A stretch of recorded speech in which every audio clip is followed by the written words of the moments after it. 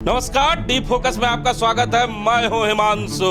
आज का दिन बहुत ही महत्वपूर्ण है क्योंकि आज हिंदुस्तान के 30 राज्यों में एक ऐसे राज्य की चर्चा करने जा रहा हूं जहां का मुख्यमंत्री अपने कार्यकाल में घोटाले के लिए जेल जाता है, जहां का मुख्यमंत्री अपने कार्यकाल में हाथी उड़ाता है, जहां का मुख्यमंत्री अपने ही कार्यकाल में अपने ही राज्य में चुनाव हार जाता है। जी हाँ, हम आज एक ऐसे राज्य की चर्चा करने जा रहे हैं जहां के मुख्यमंत्री को बार बार ईडी सम्मन दे के बुलाता है। ठहरिए, रुकिए, हम उस राज्य की बात कर रहे हैं जिस राज्य में अकूत खनिज संपदा है। उस राज्य की जब स्थापना हुई तो चारों तरफ खुशियां ही खुशियां थी और वह राज्य आज 22 बसंत पूरा कर चुका है। मैं झारखंड की बात कर रहा हूं, 22 वर्ष के युवा झारखंड की बात कर रहा हूं जिसकी आज स्थापना दिवस है। तो सबसे पहले झारखंड स्थापना दिवस पर झारखंड की तमाम आम आवाम को ढेर सारी शुभकामनाएं। जी हाँ, ठीक सुना आपने। हमारा 22 बरस का झारखंड हो चुका है और युवा झारखंड हो चुका है। हम झारखंड की आज बात करेंगे जिसकी स्थापना दिवस बड़ी ही धूमधाम से पूरे झारखंड में मनाया जा रहा है। लेकिन हम आज उस जिले की बात करेंगे जिसे लौह नगरी भी कहा जाता है, शैक्षिक नगरी भी कहा जाता है। हम बोकारो जिले की बात करेंगे। आखिर बोकारो जिले में इन 22 वर्षों में बोकारो स्टील सिटी ने क्या पाया और क्या खोया, इस पर चर्चा करने के लिए आज हमारे साथ राम नारायण शर्मा हैं जो वरिष्ठ पत्रकार भी हैं। शर्मा जी, बहुत बहुत धन्यवाद और ढेर सारी शुभकामनाएं आपको और झारखंड वासियों को कि हमारा झारखंड आज 22 वर्षों का हो गया है। जी, सभी झारखंड वासियों की झारखंड स्थापना दिवस की बहुत बहुत शुभकामनाएं हिमांशु जी। और ये जो 22 बसंत की हम लोग बात कर रहे हैं कि 22 वर्ष का युवा झारखंड हो चुका है और इस उम्र में कहा जाता है कि देश में सबसे ज़्यादा इसी उम्र में ग्रेजुएशन के बाद आईएएस, आईपीएस और देश की तमाम ऊंचाई को छूने की तमन्ना होती है। इस 22 वर्ष के उम्र में झारखंड ने कितनी ऊंचाइयों को छुआ है और आप बोकारो जिले की बात करते हैं तो इन 22 वर्षों में बोकारो जिले ने कितनी ऊंचाइयों को छुआ है और इन ऊंचाइयों को छूने की ललक में कितनी नीचे तक भी गया है, इसकी चर्चा करने के लिए आज हम लोग उपस्थित हुए हैं। जैसा कि मैंने शुरुआत में ही कहा कि हम उस झारखंड में हैं जहाँ का मुख्यमंत्री खुद जेल जाता है, हम उस झारखंड में हैं जहाँ का मुख्यमंत्री हाथी उड़ाता है। लेकिन हम चर्चाएं नहीं करूंगा, पॉजिटिव बातें भी करूंगा। बोकारो स्टील सिटी के 4 बड़ी उपलब्धियों से पहले हमारे दर्शकों को रूबरू कराएं कि इन 22 सालों में ये 4 कौन से सबसे बड़ी उपलब्धि है जिसे बोकारो को मिलने के बाद वो गौरवान्वित महसूस करता है। हिमांशु जी, इन 22 वर्षों में बोकारो जिले ने बहुत कुछ पाया भी है, ऐसा नहीं कि सिर्फ खोया है। इसमें सबसे बड़ी उपलब्धि जो हमने देखी है इन 22 वर्षों में वो आपके चंदनक्यारी क्षेत्र में आता है वेदांता इलेक्ट्रो स्टील प्लांट की स्थापना।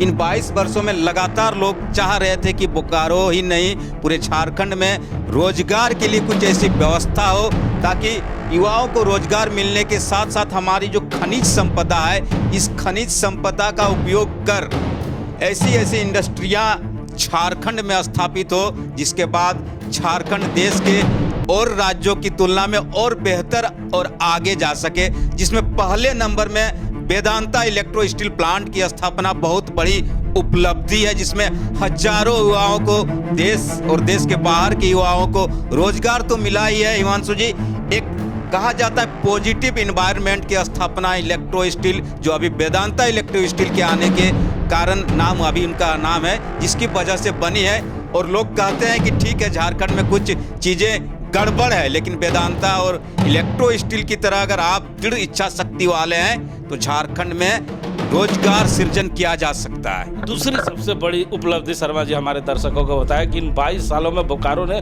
दूसरी सबसे बड़ी उपलब्धि क्या प्राप्त की है। जी, दूसरी मैं बताता हूँ। दूसरी जैसे आप पूरे बोकारो जिले की बात करें तो इसमें जो सबसे बड़ी बात है आधारभूत संरचना, जिसमें कहा जाता है सड़क। और झारखंड के बोकारो जिले को कई बड़ी सड़कों की सौगात केंद्र सरकार और प्रदेश सरकार की तरफ से इन 22 वर्षों में मिली है जिनको 4 लेन की सड़क कहते हैं। चकचकाती हुई चमचमाती हुई सड़कें आप जिधर नज़र दौड़ाइए नजर आएंगे, चाहे रांची की बात करें, जमशेदपुर की बात करें, दुमका की बात करें, कोलकाता की बात करें या धनबाद की बात करें, इन 4 लेन सड़कों की वजह से अब आवागमन बहुत ही सुगम हो गया है और आने जाने के समय में भी बहुत बचत हुई। हिमांशु जी, तो ये एक बड़ी उपलब्धि है। इसमें आप गरगा ब्रिज का जो विस्तारीकरण, दूसरे ब्रिज का निर्माण है, उसको भी इसमें जोड़ सकते हैं। ये बहुत बड़ी मांग थी और हम जानते हैं कि कितनी दुश्वारियां होती थी उस दौरान, लेकिन गरगा ब्रिज बनने के बाद, ये 4 लेन बनने के बाद निश्चित रूप से ये बहुत बड़ी उपलब्धि है हमारे बोकारो जिले के लिए। जिज्ञासा और बढ़ती जा रही है। तीसरा और चौथा जल्द से बताया कि तीसरा बड़ा उपलब्धि क्या है बोकारो के लिए इन 22 सालों? तीसरी उपलब्धि के रूप में आप देखें तो अक्सर देखा जाता है कि हमारे झारखंड जो है बिजली दूसरे प्रदेशों और दूसरे देशों को सप्लाई करता है, लेकिन हम अंधकार में रहने को विवश रहते हैं। लेकिन इन 22 वर्षों के दौरान कई बड़े पावर ग्रिड की भी स्थापना बोकारो जिले में हुई है और जिसकी वजह से एक आस जरूर जगी हुई कि इन पावर ग्रिडों के अगर सही तरीके से संचालन की जिम्मेदारी सरकार ले लेती है और जो डिपार्टमेंट है वो जिम्मेदारी ले लेती है, तो ये जो पावर ग्रिड का निर्माण है बोकारो के अंधेरे को दूर कर सकता है और यहाँ भी रोजगार सृजन का रास्ता खुल सकता है। हिमांशु जी, तो ये पावर ग्रिड भी एक बड़ी उपलब्धि है हमारे बोकारो जिले के लिए। चौथी बड़ी उपलब्धि जरा बताएं दर्शकों को। जी, चौथी बड़ी उपलब्धि ये आप कहिए तो सबसे मूलभूत उपलब्धि में से एक है चास नगर परिषद से चास नगर निगम तक का सफर। ये अपने आप में बहुत बड़ी उपलब्धि है। चास जैसे बेतरतीब जो नगर है उसको एक सही सुचारू नगर बनाने के लिए सरकार का ये निर्णय बहुत दूरगामी निर्णय है और चास नगर निगम की स्थापना के बाद लोगों में एक बड़ा रास्ता खुला है कि अब चास खूबसूरत शहर के रूप में धीरे धीरे विकसित होगा। वहीं फुसरो नगर परिषद की भी हम चर्चा करें, ये भी बहुत बड़ी उपलब्धि है बोकारो जिले के लिए कि धीरे धीरे जो हमारे शहरी क्षेत्र हैं उसको अब सरकार बेहतर व्यवस्था के तहत सुचारू और सुंदर बनाने के प्रयास में जुटी हुई है। साथ ही साथ अब जो 32 साल बाद पंचायत का चुनाव होता है हिमांशु जी, झारखंड में जब कहा जाता है, उसके बाद महिला जिला परिषद के अध्यक्ष तक का सफर तय करती है और इन जिला परिषद या नगर निगम के चुनाव में महिलाओं को आधी आबादी को पूरी भागीदारी भी मिल रही है। ये भी बहुत बड़ी उपलब्धि है। सुना ना आपने, ये 4 बड़ी उपलब्धियां जो बोकारो जिले की है, लेकिन हम कैसे भूल जाएं कि इन 22 सालों में बोकारो जिले के कई ऐसे सपने थे जो सपने आज तक पूरे नहीं हो पाए। चाहे वो मुद्दा किसानों का हो, चाहे वो मुद्दा मिडिल क्लास के लोगों का हो, चाहे वो मुद्दा नौजवानों की आंखों में हो, वो तमाम मुद्दे 22 साल में आज तक पूरे नहीं हो पाए। शर्मा जी से हम लोग जरूर जानना चाहेंगे। शर्मा जी, 4 ऐसे मुद्दे भी बताए जो आज तक बोकारो के जो विधायक रहे हो, सांसद रहे हो, मंत्री रहे हो और यहाँ तो खुद मुख्यमंत्री जी का आवास है, इनके रहने के बावजूद भी 22 वर्षों में यह सपना साकार नहीं हो पाया। तो 4 ऐसे मुद्दे जरूर बताएं जिनको बोकारो वासी काफी दिल से चाहते हैं कि ये काम होना चाहिए। हिमांशु जी, जिस 22 वर्ष की हम लोग लगातार बात कर रहे थे, इन 22 वर्षों में ऐसा नहीं कि सिर्फ हमने ऊंचाइयों को छुआ है, कई ऐसी चीज़ें हमारे जहन में आज भी हैं, किसानों के, नौजवानों के या जवानों के या गरीब गुरबों के, जिनको हमेशा आस लगी रहती थी काश ये चीज़ हमारा हो जाता, तो हम जिन चीज़ों की सपना पाले रखे वो सपना पूरा हो जाता। इनमें जो सबसे बड़ा ड्रॉबैक हमारे बोकारो जिले में जिनको कहा जाए कि ग्वाई बैराज का नाम हमेशा चर्चा में रहता है। हिमांशु जी, आप देखते हैं कोई बड़ा कार्यक्रम हो, मुख्यमंत्री जी आते होते एक बार उस ग्वाई बैराज का दर्शन करने ऐसे जाते हैं जैसे कोई तीर्थ स्थल हो, लेकिन दुर्भाग्य कहिए या जो भी स्थिति बनती है, आज तक उस ग्वाई बैराज का ना जीर्णोद्धार हो पाया, ना उस ग्वाई बैराज से पानी किसानों को मिल पाया।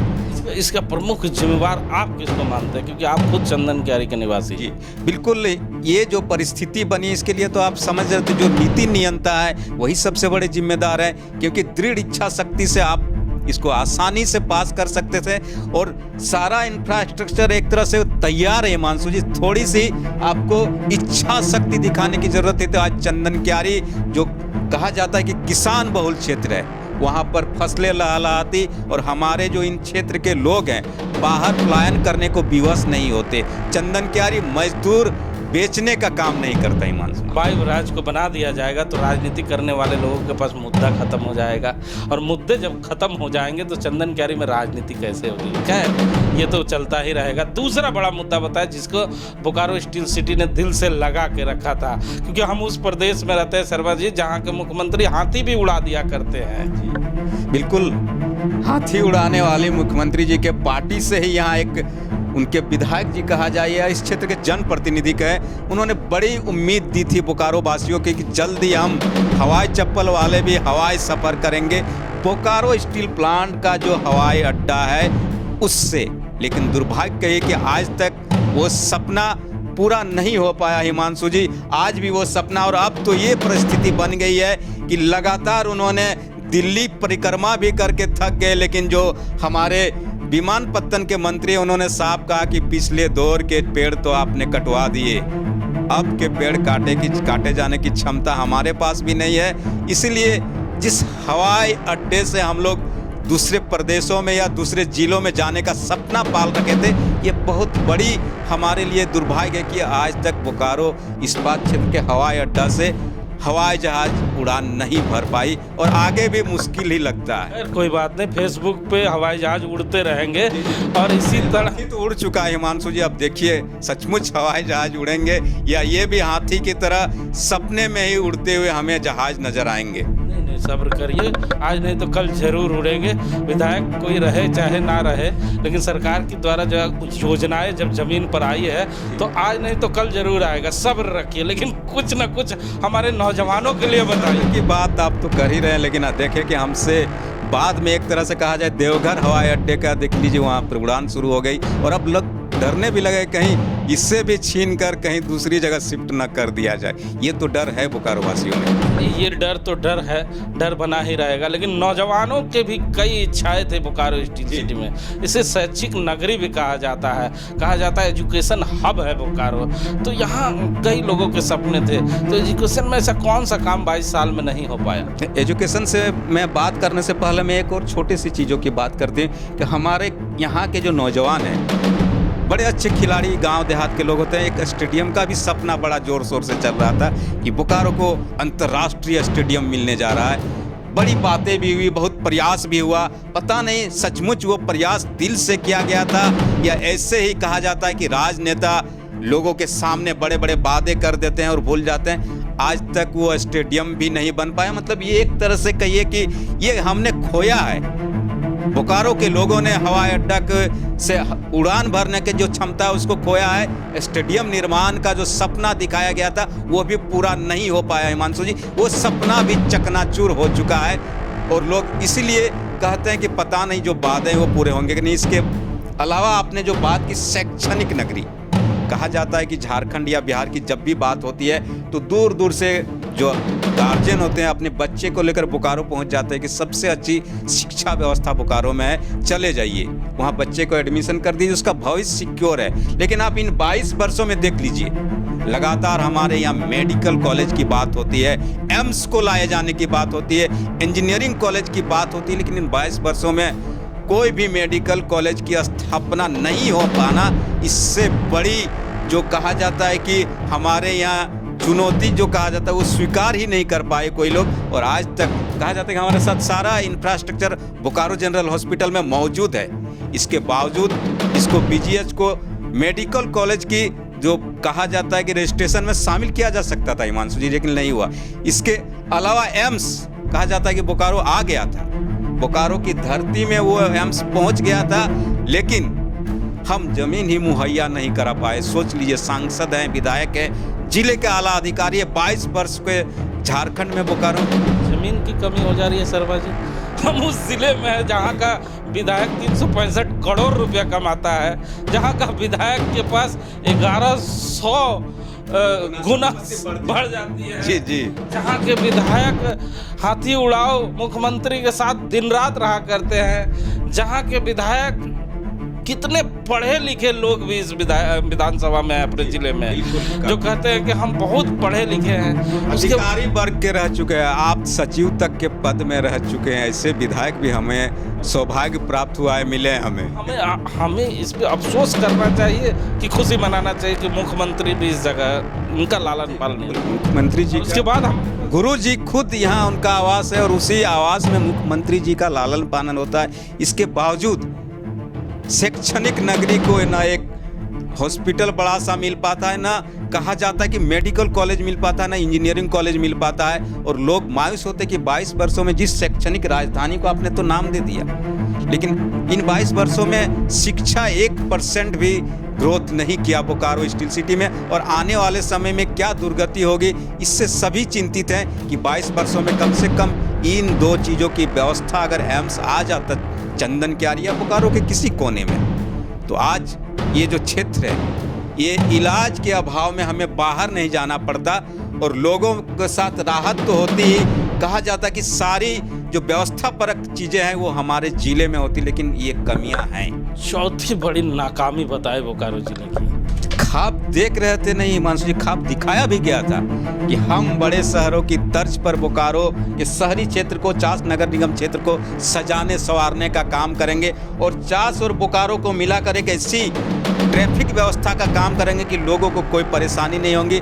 मैं सिटी बस परिचालन की बात कर रहा हूँ। बरसों से ये सपना दिखाया गया बोकारो के लोगों को कि सिटी बस बोकारो में आएगी।